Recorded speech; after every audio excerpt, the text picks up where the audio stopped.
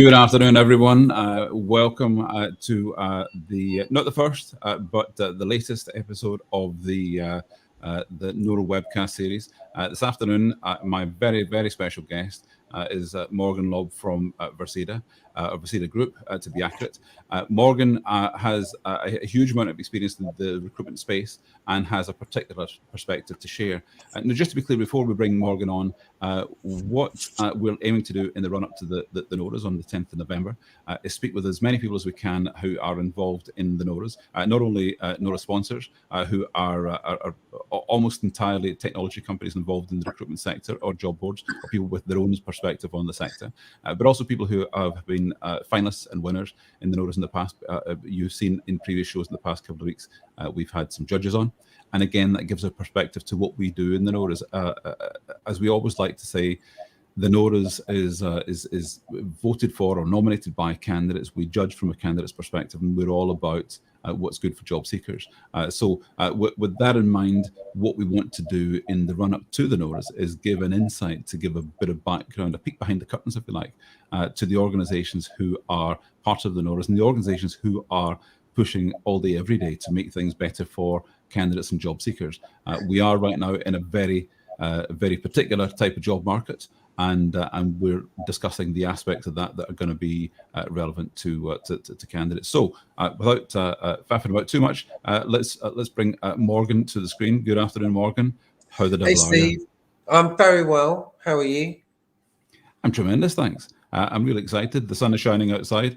The prospects business-wise look good. I think, fingers crossed for everyone.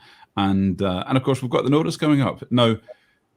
Vercida Group have been very successful in the NORAs in the past few years. I think you were winners of Best Newcomer in 2017, and of course, it's kind of the Vercida Group Memorial Trophy now, because you sponsor that same award each year.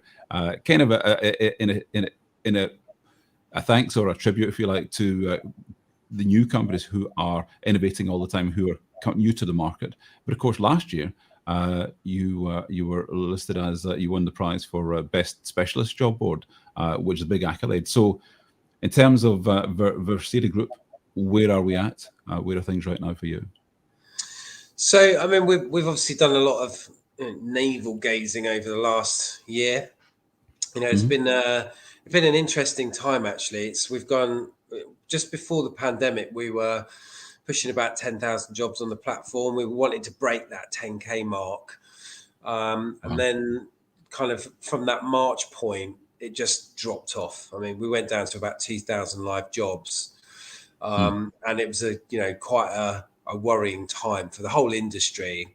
And I think what we've seen in the past, Stephen, is when there's been a panic in the industry, organizations have looked at things like diversity and they've gone, well, I'm gonna have to part that for the minute, because that's an excess on our budget. And we were actually quite surprised that organizations were saying, look, we're not hiring, but we want to continue our membership with Vercida because diversity is still important to us. We've got remote workforces now. There's different challenges. So that kind of changed the landscape in that respect. And then coming, as we are now out of pandemic, we went back up to the 10K mark, which we're really happy about. And then we went to 15K, and then we just pushed past 20,000 jobs, which for a site like ours is a big increase from 10 to 2 to 20. So it's been an interesting 18 months, to say the least. Yeah, you touched on something there, that areas where organizations maybe sacrifice things when things are tight. They might sacrifice training, they might sacrifice recruitment, they might sacrifice things that seem extraneous to the success or the survival of a company, and that can be paying attention to the diversity aims of an organization, where maybe they had good intents before, but they're being tested on the determination to follow through on that when things are tight. How has that reflected in jobs being posted? Well, what's been happening is there's been a lot of things that have affected that. So obviously, with the murder of George Floyd, We had the Me Too movement, and we're seeing a real kind of uprising of people wanting their rights and their place at the table to be met. And there's an interesting kind of analogy that my co-director, Dan Robertson, put across, in that change very rarely happens from the top. And whilst we know in diversity and inclusion that change has to be facilitated from the top, because that's where the budgets flow, when you look at societal changes and things like the world ripple effect of George Floyd, it couldn't be ignored. You know, the day before, no one knew the name. Yet globally, suddenly there was an uprising, there was a movement for those rights. And what it did is it touched on topics that were bubbling below the surface. And there, you know, there was kind of this melting pot. And it was that flare, it was that spark that ignited global movements. And it highlighted the changes that society needed to embrace. Now, that change, Stephen, begins at the societal level. It's the people that bring that up. And it's then that governments and policies and politicians react, because they know that this is not going to go away. Change has to come from that place. So change rising up from the bottom. And so it's quite an interesting time for us to go through during, you know, a difficult time for everybody.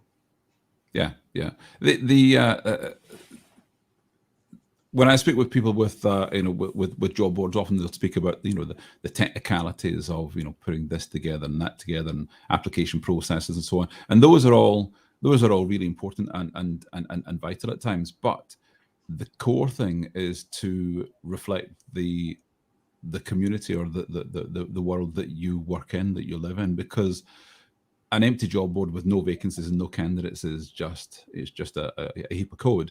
So all the people who populate that job board, all the organizations who populate the job board with the requirements, it's a place where those things come together, and you can't not take into account the human aspects of everyone involved.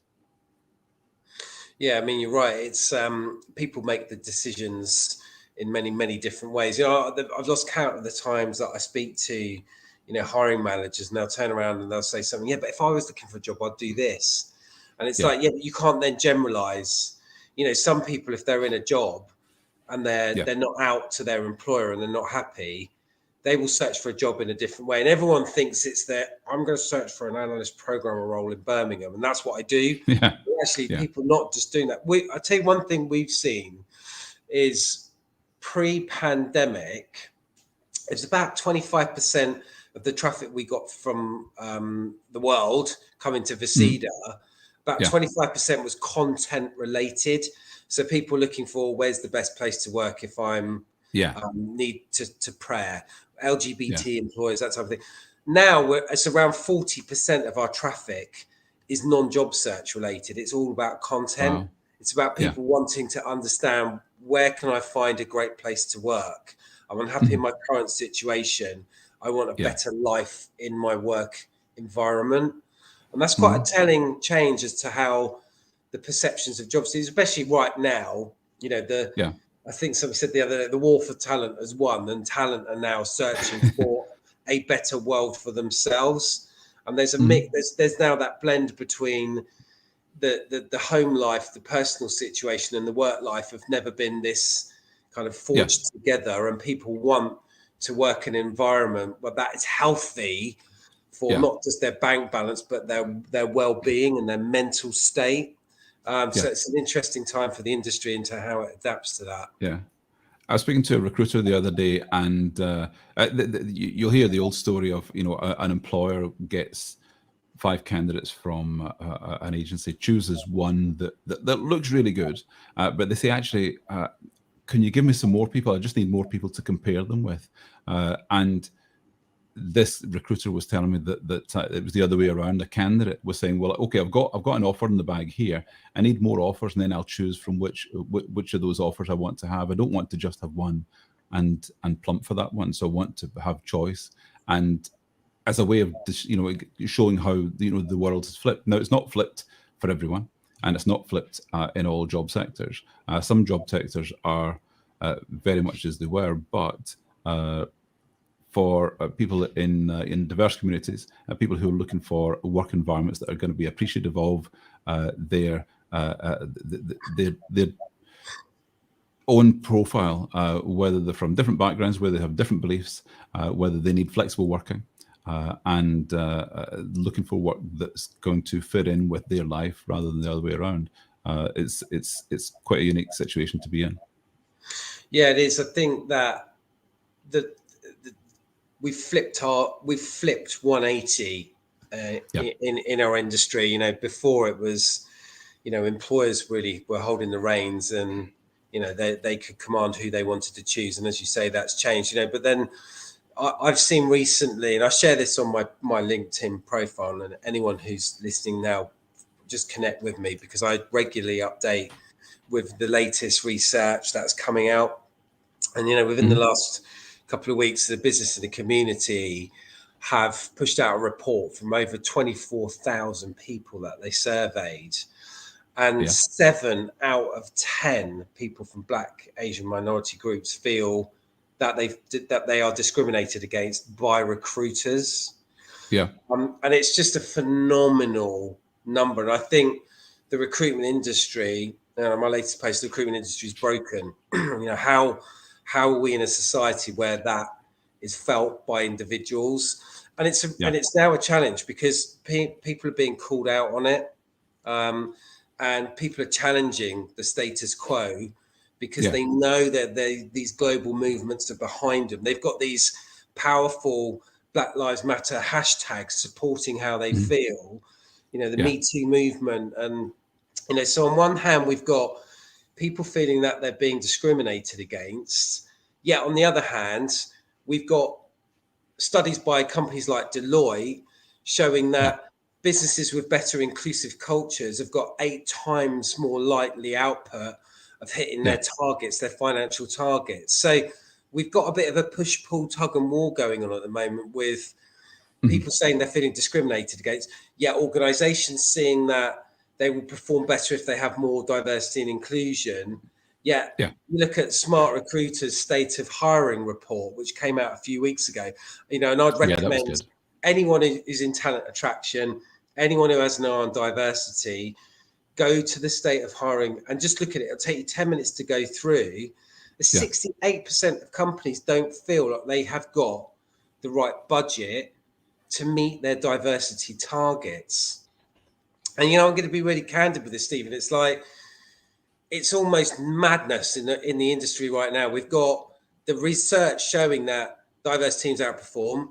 We've got a lack of tools that help diverse pipelines to be built. And we've got a lack of budget being allocated. And what the industry hasn't done is it's failed to proportion its budgets quick enough. And what I see are companies saying, you know, we've got a marketing department over here doing great stuff, and you can see billboards with rainbow shoelaces on their sneakers. We've got recruitment teams that have got recruitment agency budgets where they'll pay 30k for one hire to an agency because that's the budget they've got, and they're spending £1 million on that coming from that pot. But we've only got this little bit for diversity. And they're approaching it in the wrong way. The blend of those budgets need to be met in a way that the industry is saying that it needs to change. And when we get the budget's proportion, we'll see the change happen. Yeah, like a stick of rock, diversity should be right through everything that they do. It's not something that you tack on the end. It's not. It can't be an afterthought, or it won't work. If you're just trying to tick the box, then you're not doing it properly. Yeah, well, you're not. I mean, half the professionals right now feel that their organisation can't change their D&I talk into action. And that's the bit people are grappling with at the moment. Is we're hearing it, we know it's a problem, but what do we do to facilitate change? What action can we do? And they're sort of stuck in this challenge at the moment of, but I've got to do hiring. And it's like, so I'm going to carry on that hamster wheel of hiring, and I'm going to keep doing what I've been doing. But and then I'm going to try and change it a little bit in the background. And we've got to be braver, and we've got to be bolder. And the reality is it can change. You know, we're seeing some awesome things happening in the industry.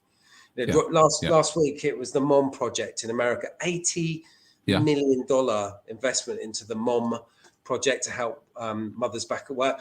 And this is really where our industry in the kind of the job board world is going to make big advances, right? diversityjobs.com just got bought for big numbers.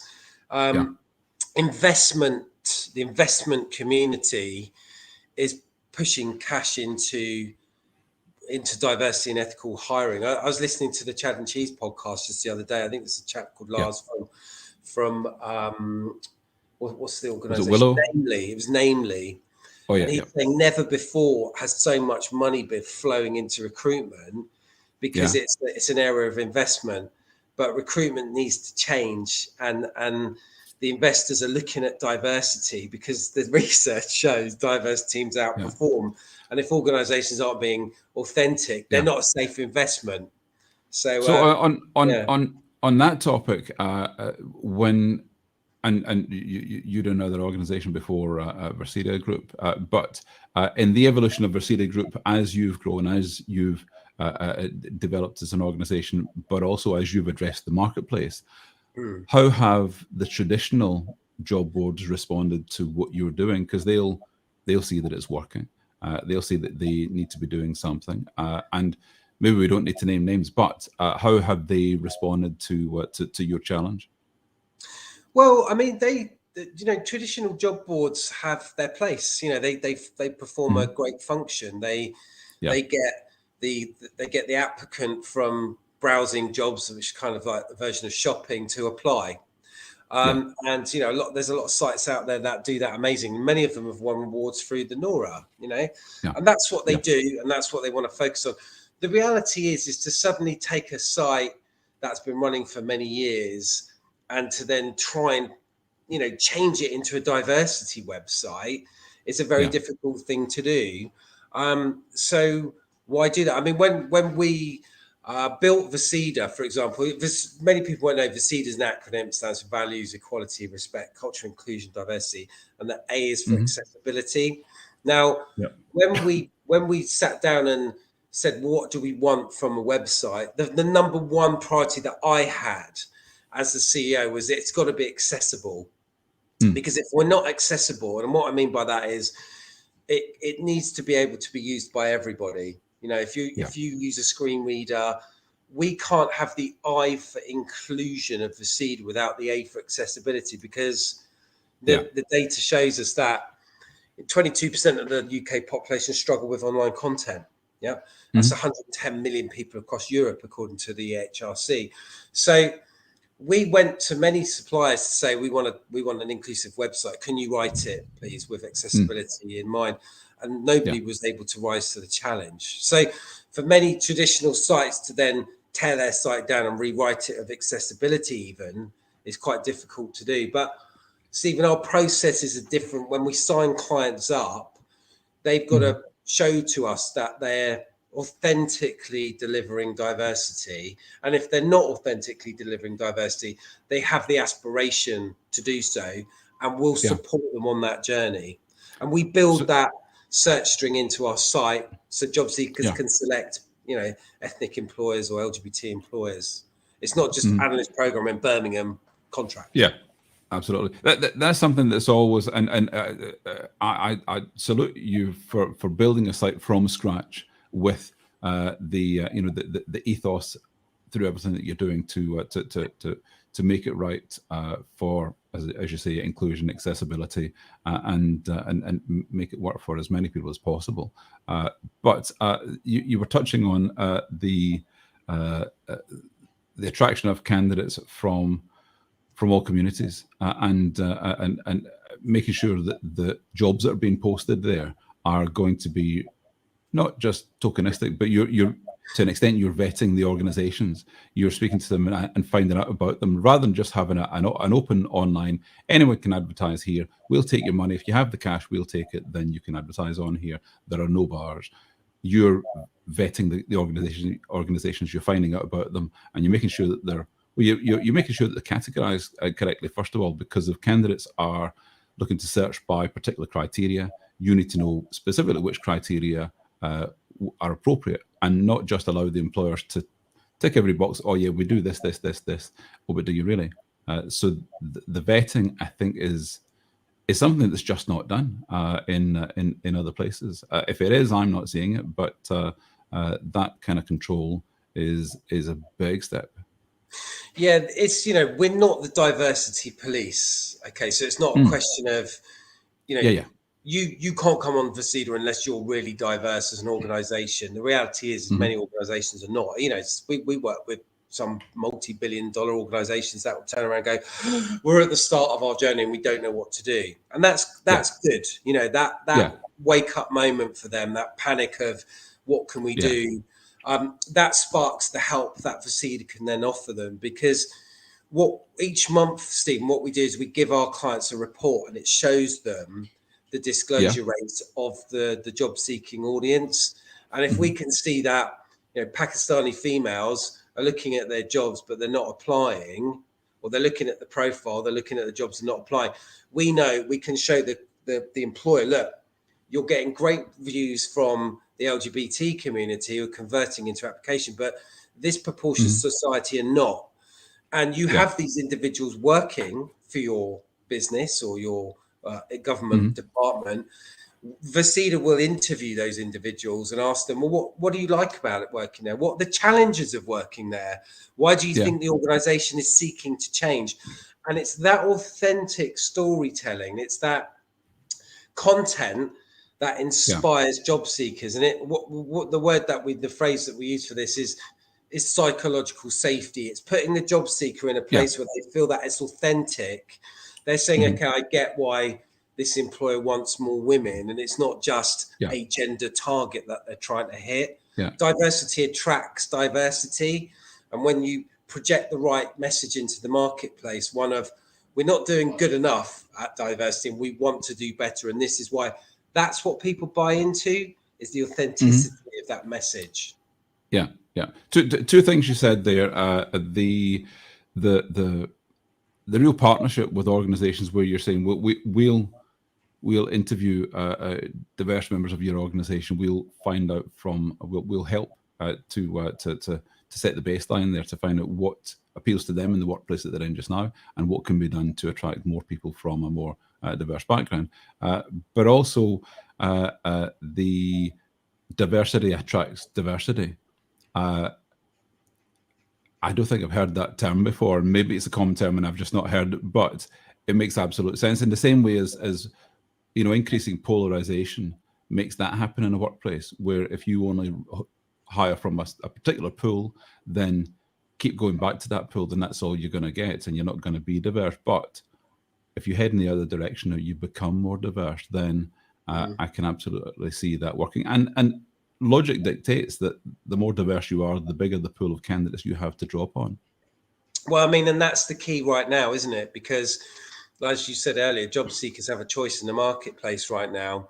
And those organizations that are projecting an inclusive, welcoming environment where people feel that they belong, and that in that world of work, if you feel like you're being measured on your output and you're valued, your voice is being heard, and that's really what people want. Is, you can have a diverse organization, but it doesn't necessarily mean it's productive. Okay, people's voice needs to be heard in an organization, because if they're in the room and they're diverse but they're not brought to the surface, they're not given an opportunity to project themselves as well as an extrovert who's going to continuously fight to have the mic at that spot, then it's about bringing the best out in people. And as leaders in an organization, about being inclusive as well. It's about spotting other individuals that might need a little bit more to bring out the best in them. But where we see companies making the most gain are ones that are tuning in to their employee resource groups. And they've been around, and they're called the ERGs, employee resource groups, or staff network groups. Many larger, and in fact now lots of smaller organizations are starting to form these groups where they'll have their black and ethnic minority group, or they'll have their LGBT steering group, or their disability group, or their gender network. And really those are the go-to places for the talent attraction managers. Those are the places to tap into. But often the resourcing managers are really busy just doing resourcing. They're kind of like they're overworked and they're over challenged.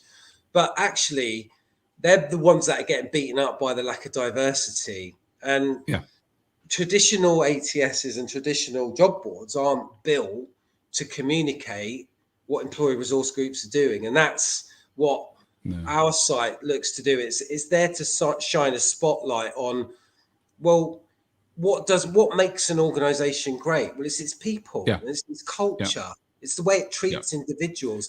And those resource groups have a voice. They're meeting up, they're regularly doing things, they're marching at Pride, they're having great fun. That's your EVP, but it's about communicating that in a structured way that inspires other people. You touched on something earlier on, talking about extroverts, and as we know, it's often the squeaky wheel that gets the oil. So the people who make the noise get to make the change. But that gets into the area of neurodiversity. People have different personalities, and different personalities make for great teams where you've got the right combination. And of course, when building a team, it's difficult to have a plan and say, right, well, we want to have some of this and some of that and so on. But having a neurodiverse team and being aware of the makeup of your organization just now along those lines as well as others gets an organization to appreciate what they have and how they can build on that. Now, one thing that certainly I've been getting from employers, recruiters with employers and with agencies this year is that candidates are just not applying in the same numbers as they were before, despite the fact that in an upside down job market, you would think more people are going to be on the marketplace, but I think people are unsure of what to do in uncertain times, so they're sitting tight. As someone running a job board, maybe especially a job board focusing on diversity, then what's your take on why candidates aren't applying and what can be done to engage with candidates and go to them as opposed to posting an advert and hoping that they'll come to you? Yeah, it's a great challenge that we face. So we're seeing really good levels of traffic, but the application numbers have dropped, and it's across the board. I speak to my peers in the industry, not just on the diversity element, but people who own aggregators and stuff. And there's a lot of people window shopping at the moment. But we've just come out of 18 months of furlough for many individuals. We're obviously seeing shortages in, the haulage industry. That's having a knock-on effect for manufacturing.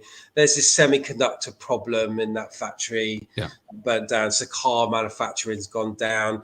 You can't get a PS5 for your kids, and so the knock-on effects are great. And, people are sitting on their hands right now trying to guess where the market is going. But we're at a point where we've got lots of people are employed. Okay, so they come off furlough. We've got high level of employment. That's great. People are paying tax. The coffers of the economy will start to fill. But we've got 1 million jobs. And that's a big problem, because for economies to grow and for society to advance, to pay off this deficit that we've now got from the furlough black hole we've got to fill, we need to have skilled people coming into work. Now, all we're going to get right now is people moving from job A to job B, or promoted or moved sideways. That's not going to advance society. So we do one of two things. We either make cost saving, we put prices up and wages go up, and then inflation goes up and interest will follow. That's not good for anybody.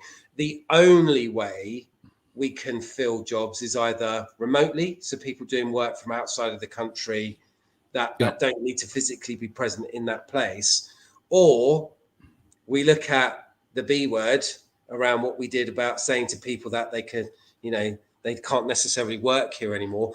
And the barriers to entry to the UK at the moment are going to get worse.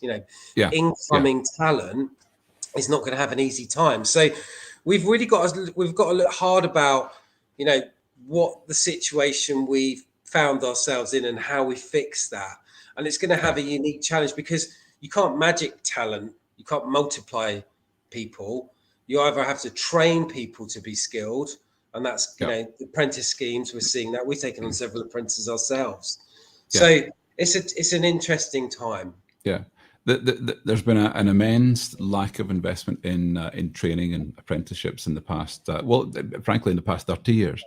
But as things have been getting tighter, then rather than train people to take on jobs and grow them into the roles that you want them to be, employers, in large part, not always, but in large part, are looking to hire people who are already trained, who have been trained by someone else or been trained somewhere else to come and do the job straight away, rather than start with us. We think you'd be a great fit for our organization and we'll train you to do the job.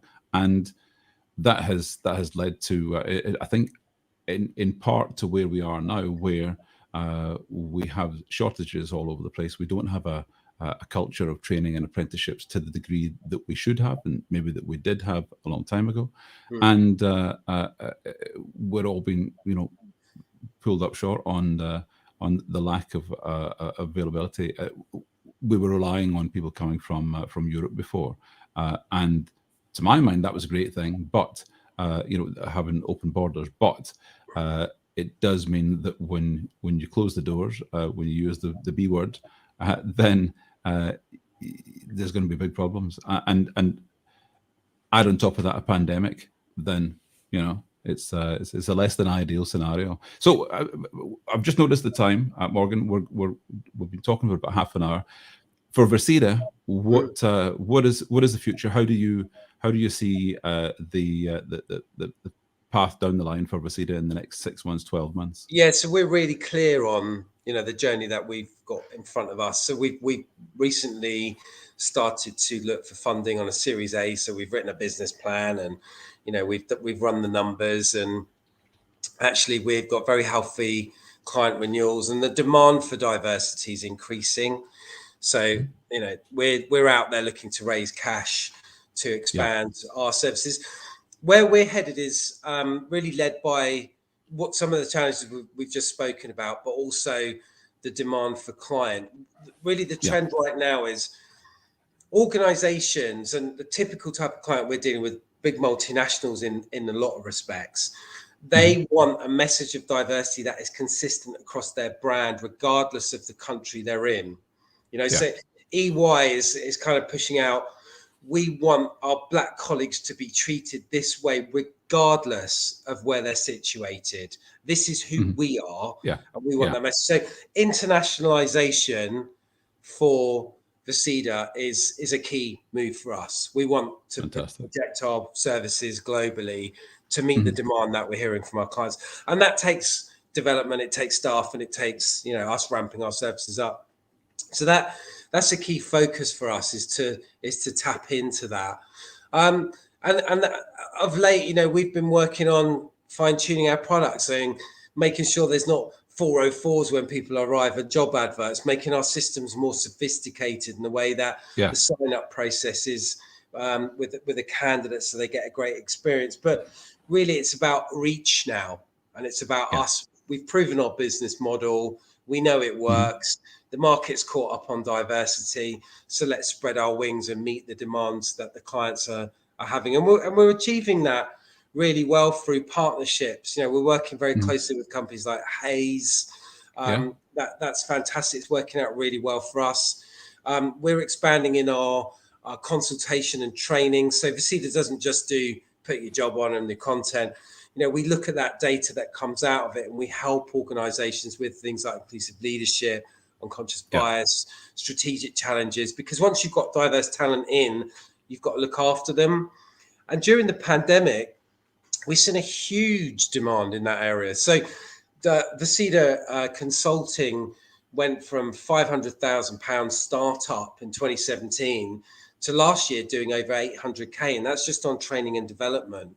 So those sort of additional services that you can offer, we can now reinvest that back into the Vercida platform. So even if we don't get investment tomorrow, we've got a mechanism now, a model that is working, and it's gaining a lot of pace. And winning awards like NORA, the reason we enter things like the NORA is because not only is it a sense check for us, because we know the judging panel, we don't know them, but we see the judging panel. We know that they're professionals that know things that we don't.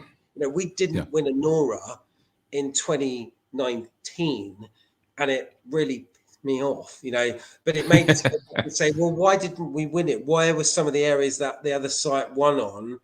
And it gets you to double down. In our industry, it doesn't sleep. It doesn't sleep. I'm never happy with the way the site looks, with the way it is. We're always looking to the future, because by the time you've realized that you want to do something, you've coded it, you've changed it, you've strategically developed it, and you've researched it, it takes you a few months. You're on to the next thing, aren't you? The industry's moved on, or we told everyone to get out of the country, and you've got to change your tack. So it's a really interesting time in the industry, and we're really excited by, where things will be led and what's going to be presented to us next. Absolutely. It's a bit like retailers getting ready for Christmas in the middle of July. You have to be thinking that far down the line and planning ahead and making sure that they happen, because they don't just happen by accident. So Morgan, can I say a huge thanks for coming on the show this afternoon. It's been great to know more about Vercida Group and get a peek behind the scenes and your understanding of the marketplace from where you sit. We're going to be running a series of shows coming up in the coming weeks. I'm just going to double check. Bear with me a second, if I can see where my spreadsheet is. I can tell you that we have shows next Tuesday. Where are we? Webcast schedule. So next Tuesday in the morning, because they're in Australia, we have Shazam at 11 o'clock next Tuesday morning. Same day, 1 o'clock, we have John Salt, world famous John Salt. Yes, Salty, what a great is with. John's going to be with us from Logic Melon at 1 o'clock next Tuesday. Then the following week, Green Umbrella, then Smart Recruiters and Source Breaker. We will have more of the NORA sponsors and NORA finalists and winners over the years, and NORA judges in shows in the run-up to the event on the 10th of November. I can tell you, anyone who's watching who's thinking about getting their tickets for the NORAs, get them early. We've moved to a new venue, which is the Carisbrooke Hall near Marble Arch. And the numbers that we can squeeze into there are capped. That means that there will be a point where we'll run out of tickets. So please book your tickets now. We have tables, we have standing areas, and I would recommend getting the tickets earlier rather than later to make sure that you're at the NORAs. Morgan, I very much look forward to seeing you and your team at the NORAs. It's going to be a great night. Thank you, Stevie D. Always a pleasure. Thank you for the opportunity to voice some of our opinion today. And thank you. And thank you, everyone who's tuned in today. It's been great to have you join us, and hopefully you'll join us next week. And with that, I'm going to say thank you very much and goodbye.